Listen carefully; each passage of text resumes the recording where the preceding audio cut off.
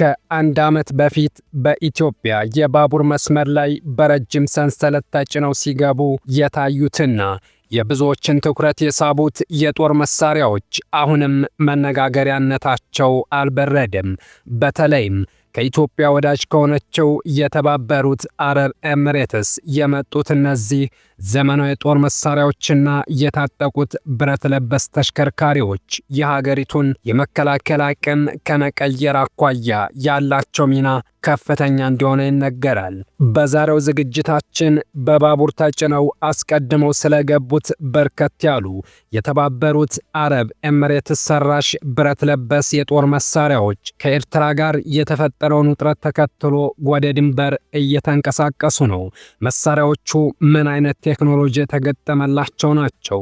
ለየትኛው ጦርነት ጥቅም ላይ ሊውሉ ይችላሉ? ማን ነው የሰራቸው? ከኢትዮጵያ ውጭ እነማን ገዝተው ታጥቀዋቸዋል?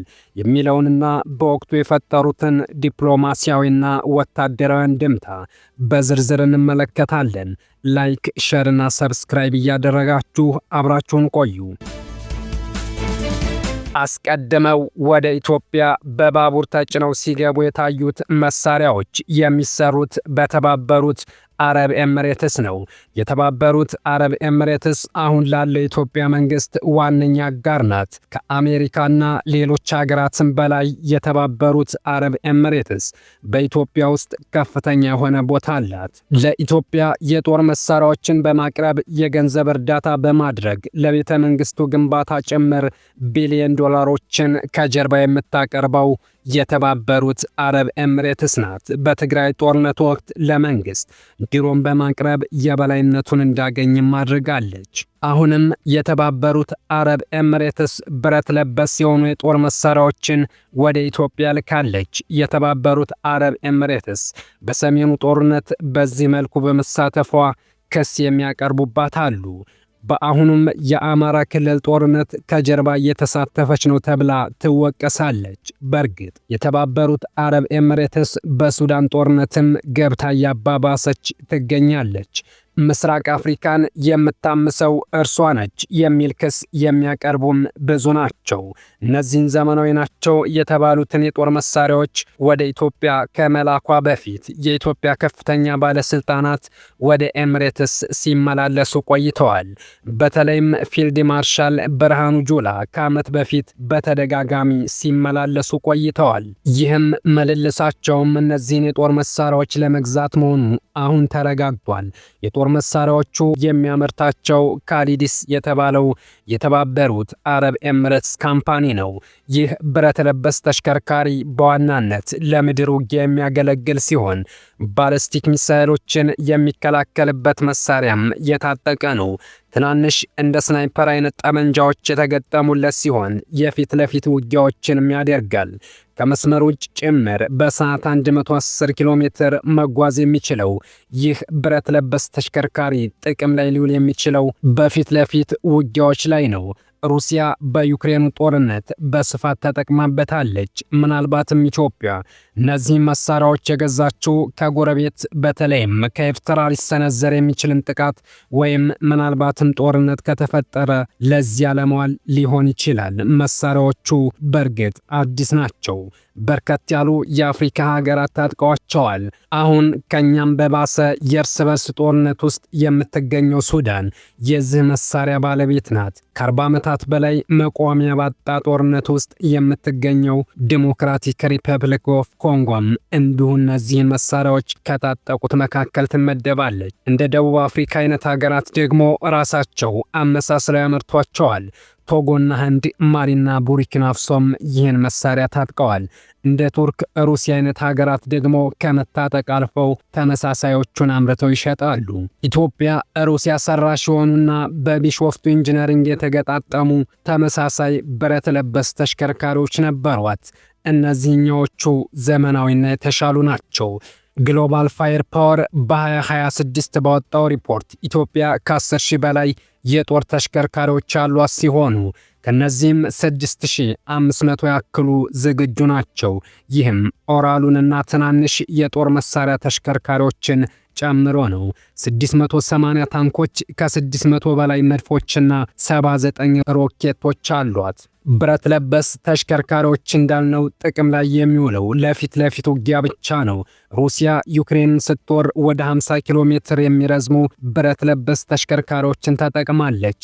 የዩክሬንን ምሽግ በፍጥነት ሰብራ ወደ ውስጥ እንድትገባ ያደረጓት እነዚህ ብረት ለበስ ተሽከርካሪዎችን ተጠቅማ ነው። ኢትዮጵያ አሁን ላይ እነዚህም ብረት ለበስ ተሽከርካሪዎች ያስገባችበት ምክንያት ለብዙዎቹ ግልጽ ነው። ምክንያቱም ኢትዮጵያ በአሁኑ ሰዓት ከጎረቤቶቿ ጋር መልካም የሚባል ግንኙነት የላትም። ከኤርትራ ጋር እንደ በፊት ኖ ፒስ ኖ ዋር ስትራቴጂ ነው እየተከተሉ ያሉት። አንዳንዴ ነገርየው ከዚያም አልፎ ስጋት እስከ መሆን ደርሷል። በተለይም የኤርትራ መንግስት መሬት አሁንም እንደያዘ ነው መባሉ፣ በቀይ ባህር ጉዳይ ኤርትራ ለኢትዮጵያ በምንም መንገድ አላጋራም ማለቷ፣ እንዲሁም የፋኖ ኃይሎችን ተረዳለች መባሉ፣ ከዚያም አልፎ ከኢትዮጵያ ጋር ውጥረት ውስጥ ያለችውን የሶማሊያን ጦር ማሰልጠኗ አሁንም በሁለቱ መካከል ውጥረቱ እንዲቀጥል ያደረጉ ምክንያቶች ናቸው። ኢሳያስ በቅርቡ በሳዋ ወታደራዊ ማሰልጠኛ ተገኝተው ምልምል ወታደሮቻቸውን ባስመረቁበት ወቅት ባደረጉት ንግግር በቀጠናው አደጋ ለመፍጠር እየተንቀሳቀሱ ያሉ ኃይሎች አሉ ሲሉ ተደምጠው ነበር። ኢትዮጵያ ከኤርትራ ጋር ብቻም ሳይሆን ከሶማሊያም ጋር መልካም የሚባል ግንኙነት የላትም። በተለይም የሶማሊላንዱ ባህር በር መግባቢያ ሰነድ ከተፈረመ በኋላ ኢትዮጵያና ሶማሊያ ውጥረት ላይ ናቸው።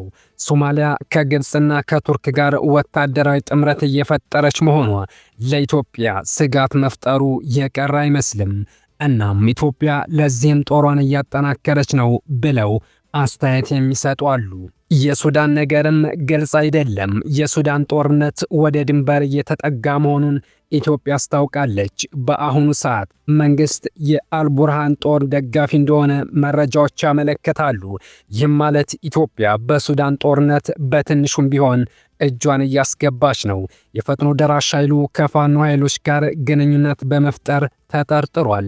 ከዚህም ባለፈ የሱዳኑ ፈጥኖ ደራሽ ኃይል የህወሓት ጄኔራሎች አብረው ከአልቡርሃን ጦር ጋር ተባብረው እየወጉ ነው ብሏል። በአጠቃላይ ፈጥኖ ደራሽ ኃይሉ ከኢትዮጵያ ጋር መልካም የሚባል ግንኙነት የለውም። ሰማይ ጥራ እንጂ ከሰሞኑ ማስጠንቀቂያ መግለጫም ሰጥቷል። በዚህ ላይ ሱዳን የያዘችውን አልፋሽቃ መሬት እስካሁን ድረስ አልለቀቀችም። እናም ኢትዮጵያ ከሱዳን በኩልም ስጋት አለባት ሊባል ይችላል። አሁን ምርጫው ይነሱ ነው። አሰብን ወደ እናት ሀገር ኢትዮጵያ የማስመለስ ጉዳይ ላይ ከሞላ ጎደል ሁሉም ከጫፍ እስከ ጫፍ ያለ ሀያል የሚባል ሀገር ተስማምቷል። የኢትዮጵያን ወደ ቀይ ባህር መመለስ እና አሜሪካን ጨምሮ ከገዛ ቀጠናዊ ጥቅማቸው አንጻር ቃኝተው የግድና የግድ መሆኑን ተቀብለው ግልጽ አቋም ይዘዋል። እነ ራሻ የባህር ኃይል ህንፃዎችን ከመገንባት እስከ ባህር ኃይል ማሰልጠን፣ ሱ-35ን የመሳሰሉ ዓለም የሚቋምጥላቸውን ጀቶች እስከ ማስረከብ፣ እነ ፈረንሳይ ከተዋጊ መርከብ እስከ ባህር ኃይሉን ማደራጀት፣ እነ ጣሊያን፣ እነ ቻይና፣ እነ ዩናይትድ አረብ ኤምሬት ብቻ የቀረ የለም። አዎ የኢትዮጵያን የአሰብን የማስመለስ ፕሮጀክት ዲፕሎማሲያዊ ስራዎች ሁሉ ተጠናቀዋል።